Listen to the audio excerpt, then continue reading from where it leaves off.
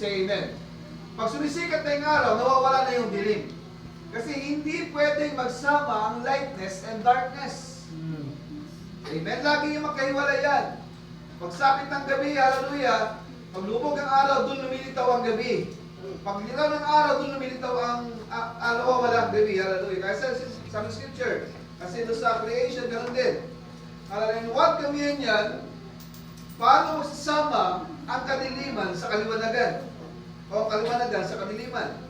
And what conquered Christ with Belial? Or what part had he had believed with an infidel? Alright, speak about fellowship. Pag sinabi po kasi natin mga kapatid na fellowship, ang ibig sabihin po ng word ng fellowship is to fellow in a ship.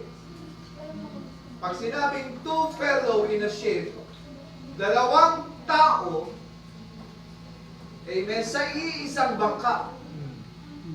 Uli ng ating Panginoon, I hope and I believe, hallelujah, na tayo ngayon ay nasa iisang bangka lang. Amen. Two fellows in a ship. Kung sila sa isang bangka ay nagbabangayan, kung sila sa isang bangka ay hindi magkaunawaan, hallelujah, hindi magkasundo, sa tingin nyo kaya ay maganda kinudulog dito sa bangka? Pwedeng malubog, pwedeng tumagilid. Amen? Kasi yung isa malikot, yung isa malikot din. Yung isa sa tagiliran, hallelujah, amen?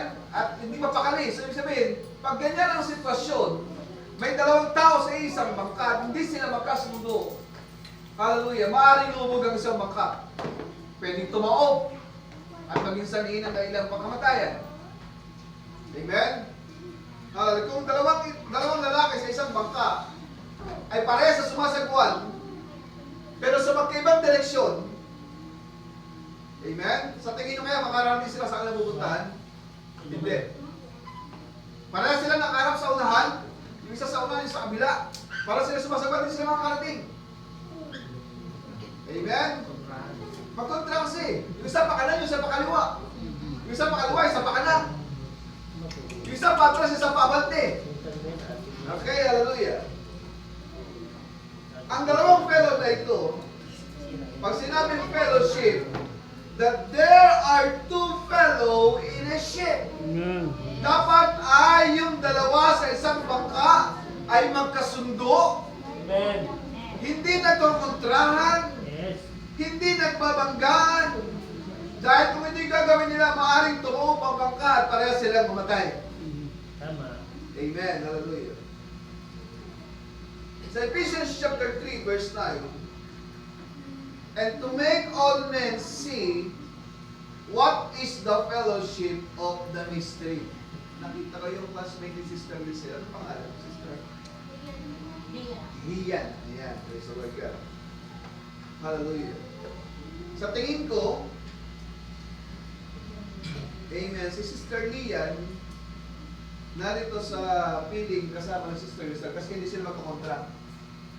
Kasi kung sila magkaaway, hindi sila magsasama. Amen? Ibig sabihin, magkasundo sila. So, ganito ang dapat mangyayari sa atin sa fellowship. Dapat sa fellowship, hindi tayo nagkokontrahan. Say amen. Or else, maghihiwalay ang ating mga landas. Amen. Or else, hindi tayo magkakaintindihan, hindi tayo magkakaroon ng magandang plano, at hindi tayo magkakaroon ng magandang resulta kung tayo magkokontrahan. Sabi ng scripture, Ephesians chapter 3, verse 9, and to make all men see what is the fellowship of the mystery. Ano bang meron sa church na ito? Ano bang meron sa iglesia ito? Bakit nagkakasundo sila? Yes. Bakit sila nagkakaintindihan sa kabila ng sila nandun sa maliit na church lamang? Amen? Kasi misteryo sa kanilang ginagawa. Sige, say amen. Hindi ito lantad sa kanila. Tanging ang mga nasa loob lang ng iglesia ang nakakaunawa ng bagay nito. And to make all men see what is the fellowship of the mystery. Ano nga bang meron? Hallelujah. Sa kabila na sila hindi mayayaman. Hallelujah. Hindi sila sagana. Pero magkasundo sila umatin ng church. Amen. Purihin ang ating Panginoon. What is the fellowship of the mystery? Kaya nga misteryo eh. Hindi tayo naunawa ng iba. Which from the beginning of the world has been hid in God, who created all things by Jesus Christ. Bakit naging mystery ito? Kasi ikinubli ito ng ating Panginoon sa mga hindi mananampalataya. Kaya kahit anong gawin natin, mga kapatid, at ito hindi nila mauunawaan, hindi ka nila maiintindihan kasi lihim ang lahat ng ating ginagawa sa harapan ng maraming tao. Why? Ang tanging na makakaunawa ng misteryo ito ay ang bahagi ng mystery mismo. Kung ikaw ay part ng mystery ito, mauunawaan mo kung anong meron sa loob ng iglesia. Can you say amen? Yes. Pero kung hindi ka bahagi ng mystery, kahit narito sa loob ng church, hindi mo maiintindihan ang kanilang ginagawa. Tama. Praise the Lord God. Hallelujah. Sabi ng ating Panginoon, now, sabi ng propeta ng ating Panginoon, now fellowship men wants. Gusto ng mga taong fellowship. Kaya nga kahit sa magpunta kayo, may fellowship eh. Diba? Sa mga simbahan, may fellowship. Sa mga party, may fellowship din. Sa mga sugalan, meron. Inuman fellowship. Tongue eats fellowship. Fellowship yan. Kasi nagkakasundo sila eh. Amen? That's a fellowship. At ang tao, gusto nila ng fellowship.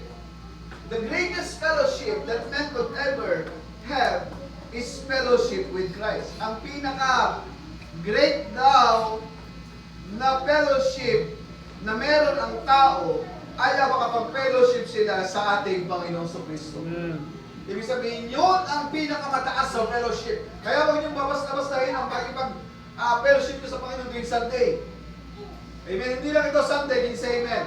Hindi lang ito basta fellowship. Kasi ito ang pinakamahalagang fellowship sa lahat ng fellowship. Is to fellowship with Christ. Hallelujah. Sabi ng ating propeta, mga kapatid, we love fellowship with one another. Kahit sa mga tao, di ba gusto nila lagi makipag-fellowship, gusto nila ng banding, gusto nila magkasama. Mamaya daw, sabi ni Sister Beauty pala, ay pwede tayo mag-budol fight sa bahay kung gusto nyo. Apunan. Part fellowship na rin. Part ng fellowship, di ba? Amen? Kung gusto nyo lang. Kasi Father's Day daw kasi. Unang na happy Father's Day sa ating mga fathers. No? Kasi hindi tayo binabati ng mga sister. Dahil sabi ng mga sister sa post, ito na ang araw ng paghihiganti. Ito ba yan, sisters? Ito ang paghihiganti ng mga happy. Kaya binati ko na yung mga fathers. Ako na ang muna. Amen. Sabi niya, mga kapatid, and today, there's only one basis for real and genuine fellowship. Meron lamang daw genuine, hallelujah, at real genuine fellowship. Alam niyo ba mga kapatid na totoong dahilan kung bakit kahit sa loob ng iglesia, kahit sa tahanan, lagay sa tahanan, di ba sa tahanan, basta hindi magkasundo yung tatay at saka nanay. Tatay at anak. Anak at nanay. Kapatid sa kapatid kasi wala silang tamang fellowship. Kaya sa loob ng bahay, nagrarampol sila. Hindi sila magkaunawaan. Naghihiwalay sila ng landas. Why? Wala silang tama at totoong fellowship. Nangyayari sa loob ng tahanan niya. Even in the church, pwede rin mangyari, hallelujah, ang lahat ng ito kasi wala silang basis ng real and genuine fellowship. Sabi niya, the basis for real and genuine fellowship is fellowship with the full gospel. Amen. Gospel fellowship. Amen. Pag daw ang tao, ang pamilya, ang iglesia ay nagsasalo-salo sa gospel ng ating Panginoon. What is that? The Word of God. Magkakaunawaan sila. Amen. Amen. Hallelujah. When a man has come through the waters of separation, recognize the blood for the cleansing. If you are not ashamed of the gospel of Jesus Christ, hallelujah, yun ang real and genuine fellowship. The full gospel fellowship. Worship. Ibig sabihin, pag inunan nyo, hallelujah, namutawi, hallelujah, amen, tumakalat sa buong tahanan ninyo ang salita ng ating Panginoon. Nabubuhay sa dugo nyo ang salita ng ating Panginoon. Yun ang real and genuine fellowship. Magkakaroon kayo ng totoong fellowship. Amen?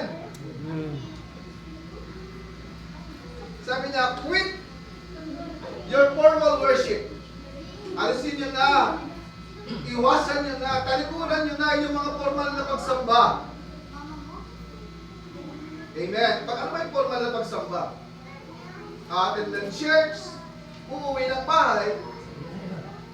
Next week, attend ulit ng church, uuwi ng bahay. Formal lang yun, traditional. Walang naintindihan. Ganun lang eh. Parang attend lang siya to make attendance. Para makasabi na siya nagsimba. Sabi niya, quit your formal worship. Kakanta sa church, and then okay lang. Sabi niya, quit your formal worship and get into fellowship with one another. Halimbawa, may isang brothers, pumunta sa church.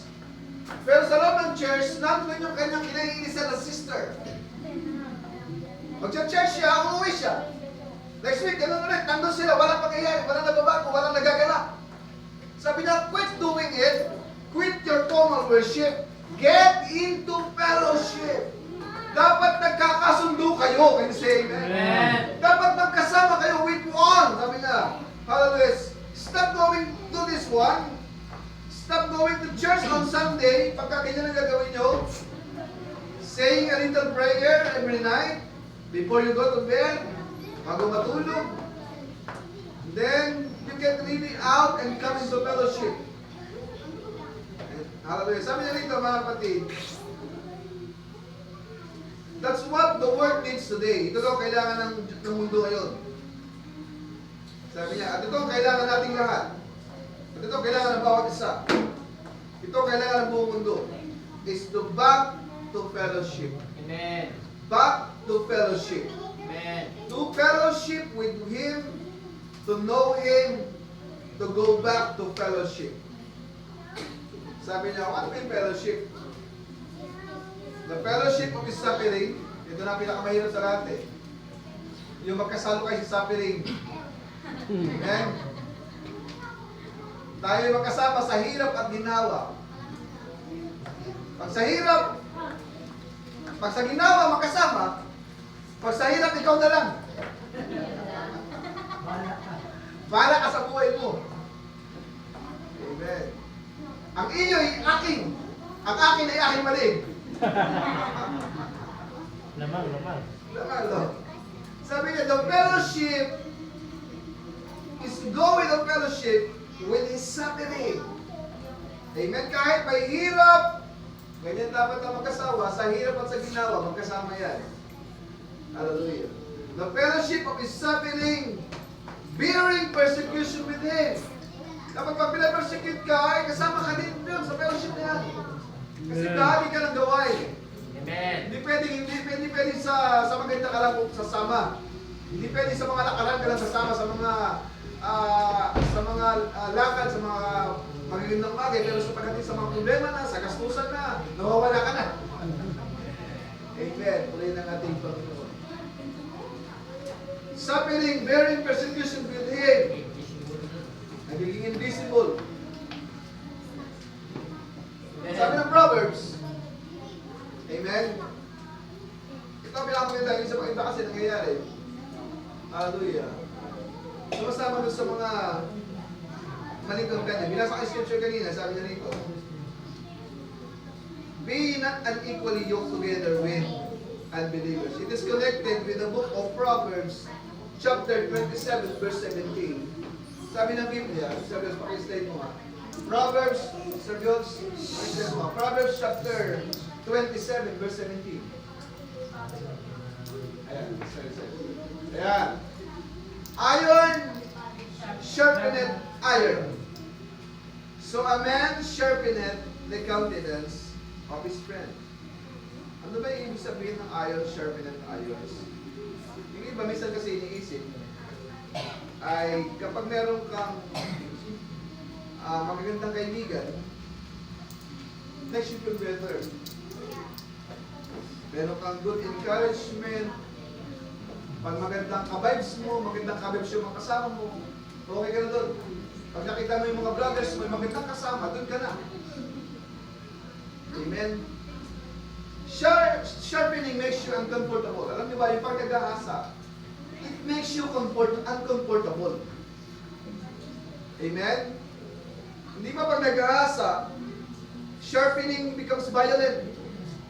Kailangan mo ikaskas. Tama mali? It's the grinding. Bisan pa nga, ginagrinding ko yung mga yan eh. Kung gusto nyo patalasin sa bagay, kailangan grinding. It's the grinding of metals against metals. It sparks. Lumilipad yung mga sparks. Yung pagka-grind, tumatas yung mga light, naging sparks. Amen? Then, yung heat, yung init nandoon, yung pressures nandoon. Hallelujah.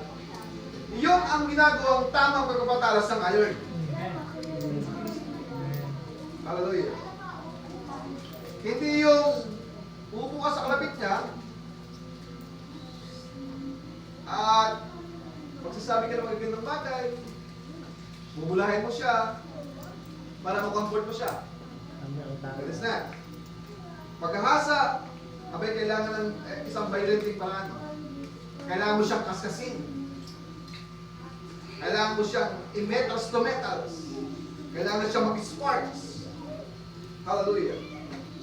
It sharpens through impact. Real raw, relentless impact. Kaya kailangan kaskasin kasi yung mga kalabang nakadikit eh. Amen. Kailangan matanggal yung mga part, hallelujah, ng metal na hindi bahagi para sa tumalas. Amen. Kailangan ng pwersa, kailangan ng pressures, kailangan ng heat, kailangan kaskasin, hallelujah. At makatanggal yung mga raw na hindi bahagi, hallelujah. Relentless impact. Relentless impact. Pero kung yung mga kaibigan mo, yung mga kasama mo, ay kinocomfort ka, hindi yun ang sharpening. But if your friends never confront you, hindi ka kinocomfort ng kaibigan mo, hindi ka sina-challenge sa mga kasama mo, at hindi ka sinasabihan ng mga kaibigan mo, amen, hindi yun ang kapatalas. Magiging mapulog kang lalo. Amen. If your friends never call out your weakness, never push beyond your limit, they are never sharpening you. They are cutting you. Pinapapulol ka lang nilang lalo. Amen. They are leaving you dull. So, nagiging mahina ka. Weak. Amen. Kasi hindi ka kinokorek eh. Kaya nga iron sharpened iron. Hindi kasi tayo pwedeng matalasin ng hindi namin kapwa bakal. Kailangan ma-pressure tayo. Amen. Push you into your limits. Kailangan ma-reach natin yung mga limitation natin. Maabot natin yung mga bagay na hindi natin naaabot. Amen. Kailangan mo ma-break yung mga kahinaan mo. Yung softness mo, yung weakness mo, kailangan makaskas din sa amen. Hallelujah.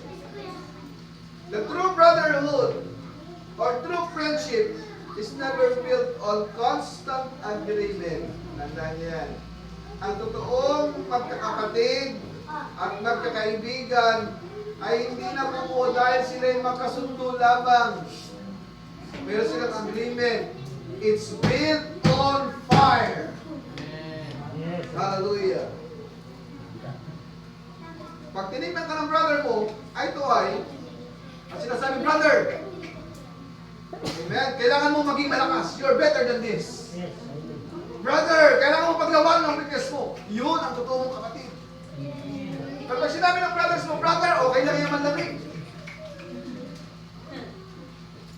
And then you agree, hindi yun ang totoo mong kapatid. Hallelujah. It builds when someone loves you enough to wound of truth instead of killing you softly with lies. Dahil itong pag-ibig, it will cause pain. Di ba sabi ng scripture, ang lahat ng aking iniibig ay aking sinasaway at pinarurusahan. Kasama yun sa kanyang pagparusa at pagsaway. A real brotherhood is willing to risk the relationship to save the man. Pag no pressure, no sharpening. Pag hindi ka kinaskas, hindi ka tatalas. Amen. No pressure eh. No sparks, no connection. Di ba Mark? Ganyan pa nag-grind ka, Pag hindi mo dinikit, hindi sparks yun. Yes, tama. Pag dinikit mo yung metal sa metal, ano mag-sparks yun? Matatanggal yung mga raw materials. Amen? No sharpening, no sparks, no connection, no strength. Hindi rin siya tatalas. Hallelujah. No conflict, no growth. Hallelujah. Kaya kung gusto mong tumalas ka at maging malakas sa lahat ng bagay, sa wisdom and holiness, hayaan mong mapaligiran ka ng mga taong amen, babaguhin ka sa lahat ng pagkakataon. Amen. Uhubugin ka sa mga maling, sa mga tamang bagay. Aalisin ka sa mga mali mong gawa. Diyan, hayaan mo yung mga taong nasa paligid mo, ay yung mga taong tititigin ka, ay kung ayaw sa'yo, brothers, nagkakamali ka. Yes. Brothers, hindi tama ang pinapasya mo. Pero pag nandun ka sa mga tao, halaluya nakasalad ka sa mga tao, okay lang yan. Minsan lang naman yan, brother. Konti lang naman. There's no sparks flying. Walang lumilipad na mga sparks. Sa inyong relationship, you're not getting sharper. You're getting softer. Book of Philippians chapter 1, verse 5 hanggang 7. Put for your fellowship in the gospel. 1:5. Philippians 1:5. For your fellowship in the gospel, from the first day until now, being confident of this very thing, that he which had begun a good work in you will perform until the day of Jesus Christ. For your fellowship in the gospel. Yung fellowship natin sa gospel ng ating Panginoon, dapat ay parehas mula sa simula hanggang sa dumating ang ating Panginoon. Amen. Yung inyong fellowship, yung pagsasama nyo bilang magkapatid, dapat ay hindi nagbabago. Amen. From the very first day, hallelujah, until now, hanggang ngayon. Kung mainit ang una nyong pagsasama bilang magkasama, magkaibigan, magkapatid sa church, dapat ganun din hanggang ngayon. From the first day until now, being confident of this very thing, that which hath begun a good work in you will perform until the day of Jesus Christ. Even as it is meet for me to think this, all of you, hallelujah, because I have you in my heart, tayo daw ay nasa puso ng ating Panginoon, sabi ng Apostol Pablo. Inasmuch as both in you in my bonds, in the defense of confirmation, the gospel, ye are partakers of my grace. Sabi ng Apostol Paul. Sabi niya, sa 1 John chapter 1, verse 5, then, this is the message. Ito lang ang mensahe. Ay kayo mong mabuti. Then this is my message. Then is the message which you heard of him, and declare unto you that God is light, and in him is no darkness at all. Ito daw ang mensahe. Ang Diyos ay ang liwanag. Amen. Ito ba yung sinasabi sa scripture? 1 John chapter 1, verse 5. Tagalog, tingnan natin. At ito ang pasabing aming narinig sa Kanya at sa inyo aming binabalita na ang Diyos ay ilaw. Ibig sabihin, kung nasa inyo ang Diyos, dapat kayo ay maging ilaw. Kasi ang Diyos lang ilaw eh. Amen? Hallelujah. That God is light and in Him is no darkness at all. Hanggat nasa inyo ang ating Panginoon, walang bahagi ang kadiliman. Hanggat nasa buhay mo ang Diyos, hindi ka babalutin ng dilim. Makikita mo ang daan kasi nasa iyong liwanag eh. At pag nakita ka ng mga tao sa paligid mo, makikita ka, ay, ito palang light. Amen ang malungkot. Amen, makita ka ng mga tao, ay, naku, yan si brother. Hallelujah, maganda kasama yan.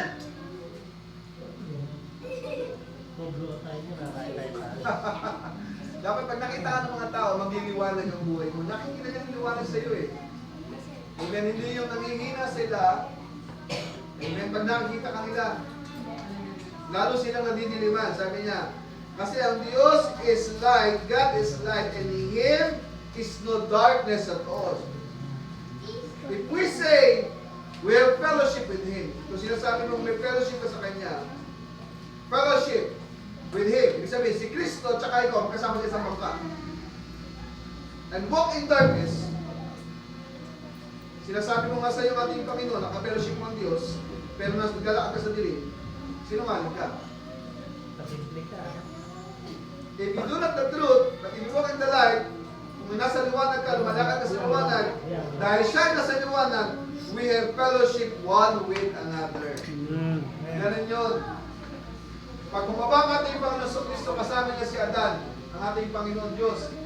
Kasama niya si Adan. Nagka-fellowship sila. Kahit pakulog na day. Amen? Kahit pa sa kainitan, kahit sa gabi, kahit sa umaga, kahit sa malamig na panahon, pag magkasama sila ng ating Panginoon, nagpa-fellowship sila. Amen? Hallelujah. If we walk in the light as He is in the light, we have fellowship one with another. Kasi ang Diyos hindi siya lumalakad sa dilim. Amen. Kaya kung sabihin nga sa kadiliman ka, ay okay lang, kasama mo naman si Lord, nagkakamali ka. Kasi ang Panginoon ay nasa liwanag. Amen. Nasa kadiliman, sabi ko kasama mo si Lord. Ang Lord, hindi malakad sa kadiliman kasi pag dumating sa dilim, wala ang dilim. Kasi luwanag siya eh. Amen? But if we walk in the light, and as He is in the light, we have fellowship one with another. And the blood of Jesus Christ, His Son, cleanses us from all sin. Sabi niya dito, sa preaching niya, fellowship by redemption. Sinabi niya dito, tinuko niya si Job. Sabi niya, I love this. Alam ng Panginoon ang puso ni Job. Amen? Naalala niyo may story ni Job? Isang araw nakita ng Panginoon si Satanas ay galing sa nagmamalik ng araw sa lupa. Sa langit, sabi niya, Satanas ang galing sa lupa. Nakita mo ba hindi ko si Job? Ay, oh Lord, nakita ko. Hindi ko pinapansin kasi alam kong sa iyo yun eh. Kasi binipapala mo siya, bine-bless mo siya, pinapasagana mo siya. Kaya siya sumasamba sa iyo. Okay, gusto mo, testingin mo. Sabi niya sa kanyang ating Panginoon. Gawin mo ang lahat sa Kanya. Pinapahintulutan kita. Huwag lang ang kanyang buhay. Kunin mo lahat na meron siya. Amen? Kumpiyansa ang Panginoon dahil alam niya ang puso ni Job. Dapat ganyan din dapat ganyan kasi ang mga ganito, mga kapatid. Dapat maging confident sa atin ng Panginoon dahil alam niya ang laman ng puso natin. Amen. At sabi niya, sige, testingin mo. Then bumaba si Satanas. Binangka niya si Job. Ginawa niyang lahat, namatay ang lahat ng mga alagang hayop ni Job, binakaw ng mga tao, ng mga maminakaw yung kanilang lahat ng ari-arian, nasunog ang kanilang bahay, namatay ang kanyang mga anak, at nilibak siya ng mga tao, tinubuhan siyang sugat sa buong katawan mula ulo. Mula talumbakan hanggang bumbunan ay tinubuhan ng bigsa. Amen? Sa tingin niyo kung kayo yun, kakayanin niyo kaya? Baka sabi mo, Lord, kung patayin mo ako. Kasi nawala ang lahat niya, namatay ang kanyang mga anak, nawala ang kanyang mga ari-arian, lahat ay nakinuha sa kanya. Siya lang natira, buhay lang niya natira. Nandun na kanyang mga kaibigan, sinasabihan siya, Lord, sumpahin mo ng Diyos mo, nagkakasala ka siguro, sabi ng kanyang asawa. Na lahat ng kumaligid sa kanya ay kinukumpronta siya. Job, sabi niya, talikuran mo na ang Diyos mo, hindi totoo ang Diyos mo. Amen. Pero dahil ang Diyos ay kung may kumpiyansa kay Job, alam niyo ba, si Job may kumpiyansa rin siya sa Diyos. Amen. Vice versa, kasi fellowship na sila eh. Hindi pwedeng magkontrahan sila dalawa. Kasi wala silang fellowship kung mangyayari ito. Pero dahil meron silang great fellowship, alam ng Diyos ang puso ni Job. Alam din ni Job ang kalooban ng ating Panginoon. Amen? Sabi niya, knowing the heart, Job had only one way. Meron ng isang paraan. That's through the fellowship. Amen. Kung sa ibang tao, hallelujah, baka bumigay na siya sa lahat ng dinadanas niya. Pero dahil meron silang fellowship ng ating Panginoon, sabi niya, yun lang ang tanging ng paraan para makasurvive sa lahat ng ito. Why? What? Fellowship. Amen. Amen. May sakit siya. Dapat nandun pa rin ang fellowship. Wala siya ng mga anumang bagay. Dapat nandun pa rin ang fellowship. Amen? Marami kasi tao ang ganyan eh. Pag wala ng pagkapalang pinansyal, wala ng fellowship. Pag may problema, wala ng fellowship. Pag may sakit, wala ng fellowship. Pero si Joe, wala na siyang ari-arian. Pero ang fellowship na nandun pa din. Amen. Amen. Nawala ang kanyang mga anak, but he still had fellowship with God. Kinubuhos siya ng sugat sa buong katawan niya, pero nandun pa rin ang fellowship kasi alam niya, yun lamang ang tanging paraan. Amen. Is through fellowship. Amen. Amen. He talked to God by the shedding of the blood. That he know was God had confidence in Job because he had fellowship with Job. Ganyan katindi ang kanyang pananampalataya. Why? Dahil dun sa fellowship na meron sila ng ating Panginoon. Amen. Sabi niya, diyan mo na lang.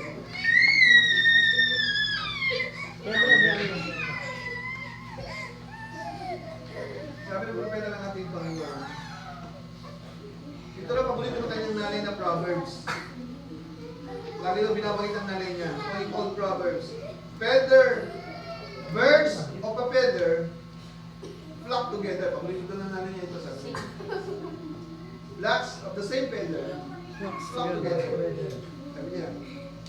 At sabi ng propeta ng ating Panginoon, that's the whole lot of truth. May katotohanan niya yun, sabi niya. Birds of a feather. Amen. You don't see dove and crows together. Ano naman? Hindi ka makakakita ng kalapati at saka uwak na magkasama. Ang magkasama, uwak sa uwak. Kalapati at saka kalapati, magkasama yun. You don't see doves and crows together because they had no fellowship. Wala silang fellowship. Hindi sila pwede magsama. Their diet is different. Magkaiba ang kanilang pagkain. Amen? Yung crow, kumakain ng mga bulok. Pero yung dove, hindi. Yung crow kumakain ng mga rotten foods. Kasi meron siyang panunaw, meron siyang galo. Abdo. Pero yung kalapati, wala. Wala siyang panunaw sa mga manunod na bagay. Hindi siya kumakain ng mga manunod. Their diet is different. Amen? Kaya wala silang fellowship. Amen? Their makeup is different. The crows is a scavenger. A dove couldn't eat kind of food. Hindi kaya kainin ng dove ang pagkain ng scavenger, ng crows. Wala siyang abdo para matunaw ito. Amen? Sabi niya, and that's the way that the word and Christians can fellowship together. Yan daw ang dahilan kung bakit ang sanglibutan at saka ang Kristiyano ay hindi pwede magsama. Kasi magkaiba sila ng kagustuhan. Amen. Magkaiba sila ng gusto. Amen. There's something different. You just can't do it.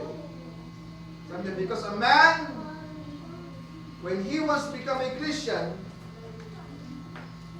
when he has become a born-again Christian, then the old things die. Mamamatay na yung mga lumang pagkatao mo. And all things becomes new. Yung lahat ng mga lumang bagay ay magiging bago na sa iyo. He becomes a new creature in Christ Jesus. All things pass away. Amen. Amen. Ang fellowship, yung dalawa, amen, na kailangan may fellowship. Sabi niya, yun ang magsasama. Light to light. Amen. Dog to dog. Kung eager ka, hindi naman pwede magsama ang eager at saka chicken. Amen. Hallelujah. So part ng being fellowship ng ating Panginoon is the fellowship to His suffering. Kailangan, hallelujah, magkasama tayo sa lahat, sa suffering, sa bearing, persecutions with Him. Hallelujah. That is fellowship. Two fellowship. Dito sa church, amen. Hallelujah. tayo nakasakay sa isang bangka. Amen. Dapat ay magkasundo tayo sa lahat ng bagay. Amen. Magkasama tayo sa lahat ng mga gawain, sa mga activity, magkakasundo tayo. Hindi kung may mga hindi na pagkakasunduan, ay dapat napag-usapan para magkasundo ang lahat ng bagay. Kasi may fellowship na eh. Amen. Yun lang ang tanging paraan para makasama natin ang Panginoon. To fellow in a ship. Amen. Sabi niya, for what fellowship and righteousness with unrighteousness? And what communion had light with darkness? And what a concord had Belial with Christ with Belial? Or what part had he had believed with an infidel? Amen. Sabi niya, fellowship, sabi niya rito, sabi niya, we say we have fellowship with Him, let us walk with Him. If we walk in the light, magkakaroon tayo sa light. Pag nakita mo yung brothers mo, naglalakad sa kaliliman, tawagin mo siya, eye to eye. Brothers, walk in the light. As He is in the light. Ano yung kanta niyan? Walk in the light. As He is the light. Walk in the light. As He is in the light. We have fellowship one with another. And the blood of Jesus Christ, His Son, cleanses us from all sin. Kaya natin tumayo, mga kapatid.